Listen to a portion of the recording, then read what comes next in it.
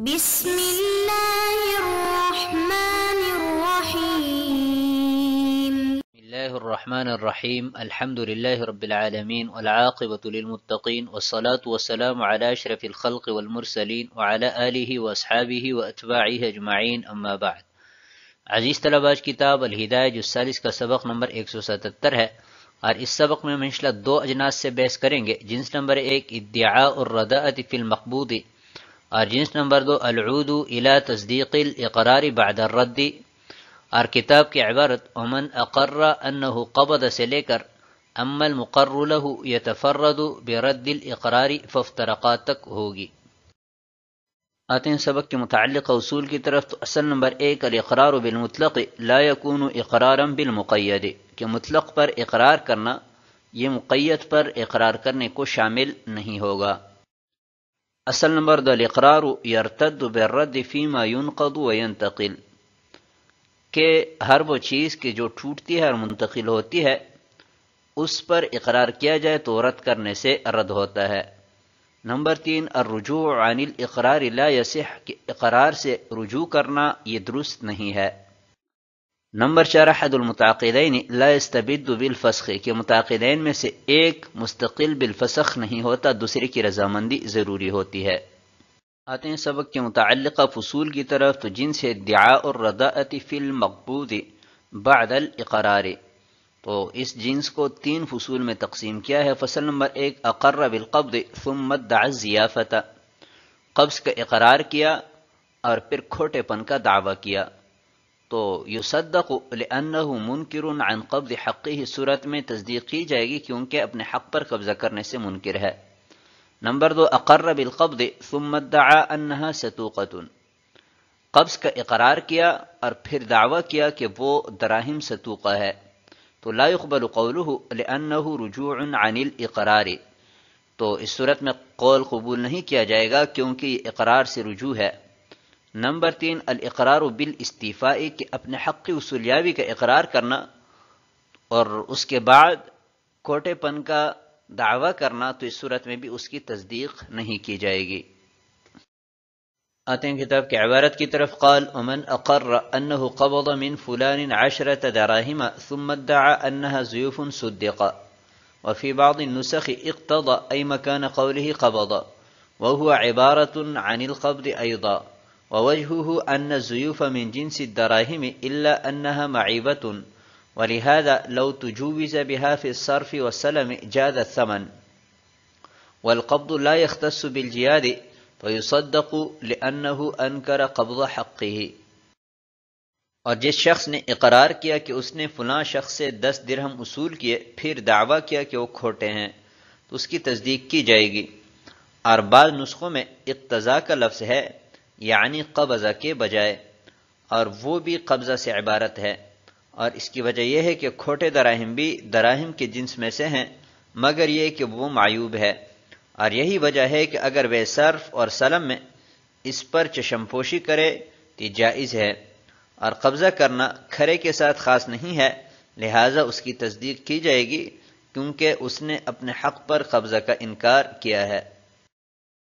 قال ومن اقر انه قبض من فلان، اس عبارت میں مسئلہ بیان کیا گیا ہے کہ ایک شخص نے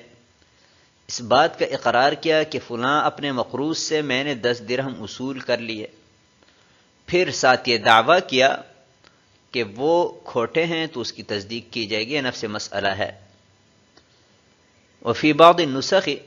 صاحب ہدایہ فرماتے ہیں کہ جامع الصغیر کے بعض نسخوں میں قبضہ کے بجائے اقتضاء کا لفظ ہے اور دونوں کا ایک ہی معنی ہے۔ ووجہہ ان الضیوف من جنس الدراہم، یہاں سے صاحب ہدایہ اس مسئلہ کی دلیل ذکر فرما رہے ہیں کہ اس شخص نے 10 دراہم کی اصولی کا اقرار کیا ہے کہ میں نے 10 دراہم اصول کیے ہیں، تو ابھی درہم چاہے کھرا ہے چاہے کوٹا ہے ایک ہی جنس ہے، لیکن فرق صرف اتنا ہے کہ کھوٹے درہم میں کچھ تھوڑا بہت عیب ہوتا ہے، تو جب اس نے مطلقاً دراہم کی اصولی کا اقرار کیا تو اس سے کھوٹے بھی مراد ہو سکتے ہیں اور کھرے بھی مراد ہو سکتے ہیں۔ بعد میں جب اس نے خود تعین کی کہ میں نے کھوٹے درہم لیے ہیں تو اس جہت کو ترجیح ہو جائے گی، اور کھوٹے دراہم مراد لیے جائیں گے۔ وَلِهَذَا لَوْ تُجُوِّزَ بِهَا فِي الصَّرْفِ وَالسَّلَمِ، ہمیں اس بات کی کوئی دلیل مطلوب ہے کہ کھوٹے دراہم بھی دراہم کی جنس میں سے ہیں۔ اس پر صاحب ہدایہ نے بطور تائید 2 مثالیں پیش فرمائی۔ پہلی مثال یہ ہے کہ بے صرف اسمان کے تبادلے کا نام ہے، یعنی ایک شخص نے دراہم کو دراہم کے عوض فروخت کیا اور عقد میں مطلقاً دراہم کا تذکرہ ہوا۔ ایک طرف سے کھوٹے دراہم حوالہ کیے گئے تو یہ عقد جائز ہے۔ اس عقد کا جائز ہونا اس بات کی دلیل ہے کہ کھوٹے دراہم بھی دراہم کے جنس میں سے ہیں، وگرنہ عقد ناجائز ہوتا، کیونکہ بے صرف کی صورت میں اطراف میں قبل القبض تصرف کرنا جائز نہیں ہوتا۔ والسلم، اور دوسری مثال وہ سلم کی ہے کہ مثلا گندم کو دراہم کے عوض بے سلم کے طور پر خریدا گیا اور مطلقاً دراہم کا لفظ بولا گیا ہے، تو رب السلم نے مسلم علیہ کو کھوٹے دراہم دیے اور مسلم علیہ نے شمپوشی کر کے قبول کر لیے، تو یہ جائز ہے۔ اگر کھوٹے دراہم دراہم کی جنس میں سے نہ ہوتے تو یہاں پر بدل سلم میں قبل القبض استبدال لازم آتا، جو کہ ناجائز ہے، لیکن یہاں پر یہ عقد جائز ہے، تو جواز اس بات کی دلیل ہے کہ کھوٹے دراہم بھی دراہم کی جنس میں سے ہیں۔ والقبض لا يختص بالجیاد، یہاں سے ایک سوال ذہن میں پیدا ہوتا ہے۔ سوال یہ ہے کہ اس شخص نے جب مطلقاً 10 دراہم کے اصولی کا اقرار کیا تو اس کا مطلب یہ تھا کہ جن دراہم کے ساتھ میرا حق متعلق تھا میں نے اصول کر لیا، اور حق اس کا دراہم جیاد کے ساتھ متعلق تھا، اور پھر وہ دعویٰ کر رہا ہے کہ نہیں، میں نے جن دراہم پر قبضہ کیا وہ کھوٹے ہیں، تب اس کے دعویٰ اور اقرار میں تناقض ہے، لہذا تناقض کی وجہ سے اس کا یہ دعویٰ باطل ہوگا۔ تو صاحب ہدایہ نے والقبض لا يختص بالجیاد سے اس کا جواب دیا ہے کہ اس شخص نے مطلقاً 10 دراہم پر قبضہ کا اقرار کیا ہے، اور قبضہ صرف دراہم جیاد کے ساتھ خاص نہیں ہے، بلکہ دونوں جہات مراد ہو سکتی ہے کہ اس نے جیاد پر قبضہ کیا، اور اس بات کا بھی احتمال ہے کہ ضیوف پر کیا ہو۔ تو جب قبضہ جیاد کے ساتھ خاص نہیں ہے تو اس کے اقرار اور دعووں میں کوئی تناقض بھی نہیں ہے، لہٰذا اس کی تصدیق کی جائے گی، اور وہ چونکہ اپنے حق پر قبضہ کرنے کا منکر ہے، اس وجہ سے اس کا قول مع الیمین معتبر ہوگا۔ آتے ہیں اگلی عبارت کی طرف، بخلاف ما اذا اقر انه قبض الجیاد او حقه او الثمن او استوفى لاقراره بقبض الجیاد صریحا او دلالة فلا يصدق، والنبهرجة كالزيوف، وفي الستوقة لا يصدق لأنها ليست من جنس الدراهم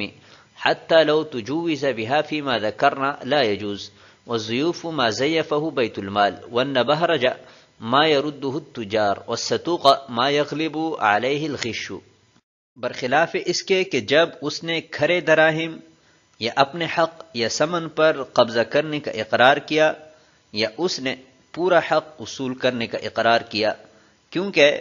اس نے کھرے دراہم پر صراحتاً یا دلالتاً قبضہ کرنے کا اقرار کیا، لہٰذا اس کی تصدیق نہیں کی جائے گی۔ نبہرجہ کھوٹے دراہم کی طرح ہے، اور ستوقہ کی صورت میں اس کی تصدیق نہیں کی جائے گی، اس لیے کہ وہ دراہم کے جنس میں سے نہیں ہے، یہاں تک کہ ہماری ذکر کردہ عقود میں اگر ستوقہ پر چشم پوشی کی تو جائز نہیں ہوگا، اور ضیوف ان دراہم کو کہا جاتا ہے جنہیں بیت المال نے کھوٹا قرار دیا ہو، اور نبہرجہ وہ ہے جسے تجار رد کرتے ہیں، اور ستوقہ وہ ہے کہ جس پر کھوٹ غالب ہو۔ بخلاف ما اذا اقر انه قبض الجیاد، اور اگر صورت یہ ہو کہ مقر نے صراحتاً اس بات کا اقرار کیا کہ میں جیاد پر قبضہ کر چکا ہوں، یا دلالتاً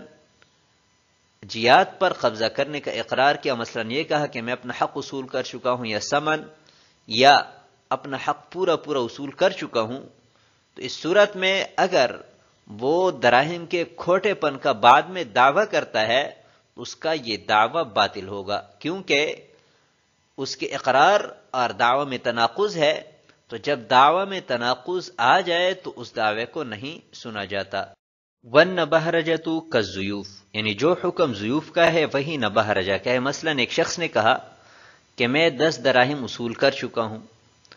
اور پھر کہا کہ وہ نبہرجہ ہے، تو جیسے زیوف کی صورت میں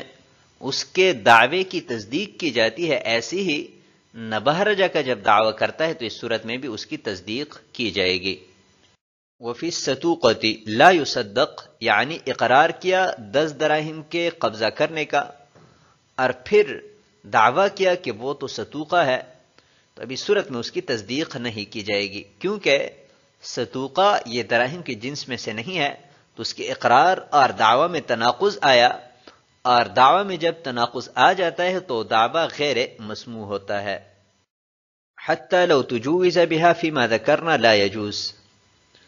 یہاں سے صاحب ہدایہ اس بات کی تائید کے لیے مثالیں پیش فرما رہے ہیں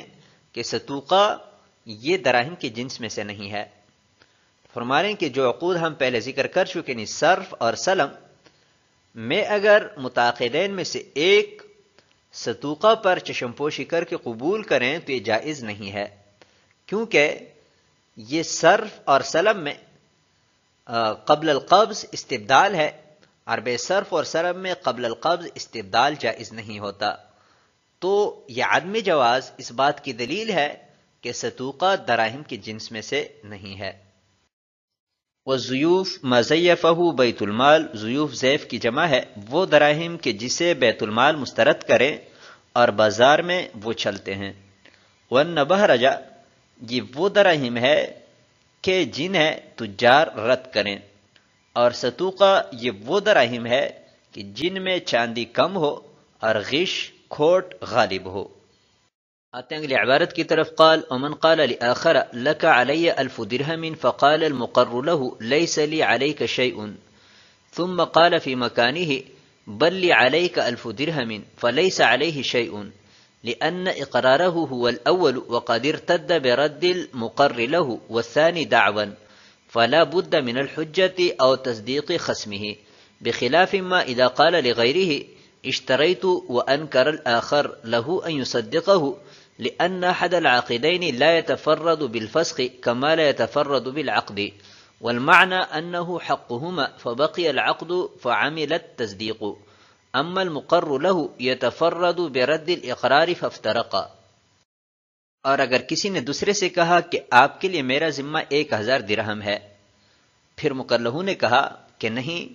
آپ کے ذمہ میرا کچھ نہیں ہے، پھر اسی جگہ کہا کہ بلکہ آپ کے ذمہ میرا 1000 درہم ہے، تو مقر کے ذمہ کچھ نہیں ہے، اس لیے کہ اس کا اقرار پہلا ہے اور وہ مکلہو کے رد کرنے سے رد ہوا، اور دوسرا دعویٰ ہے، لہٰذا اس کے لیے حجت یا خصم کی تصدیق ضروری ہوگی، برخلاف اس صورت کے کہ جب دوسرے سے کہا کہ آپ نے خریدا اور دوسرے نے انکار کیا تو اس کو تصدیق کی گنجائش ہے، اس لیے کہ متعاقدین میں سے ایک الگ سے عقد کو فسخ نہیں کر سکتا جیسا کہ الگ سے عقد نہیں کر سکتا، اور مطلب اس کا یہ ہے کہ فسخ کرنا دونوں کا حق ہے، پس عقد باقی رہا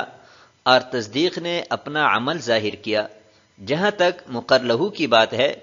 تو وہ اقرار کے رد کرنے پر متفرد ہے، یعنی الگ سے اقرار کو رد کر سکتا ہے، لہٰذا دونوں صورتوں میں فرق واضح ہوا۔ قال ومن قال لآخر، اس عبارت میں یہ مسئلہ بیان کیا گیا ہے کہ مثلا طاہر نے حسن سے کہا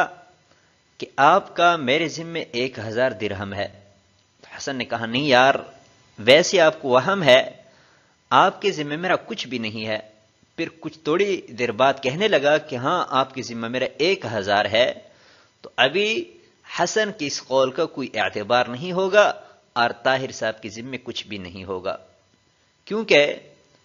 طاہر نے پہلے 1000 کا اقرار کیا تھا، اس اقرار کو حسن نے رد کر دیا۔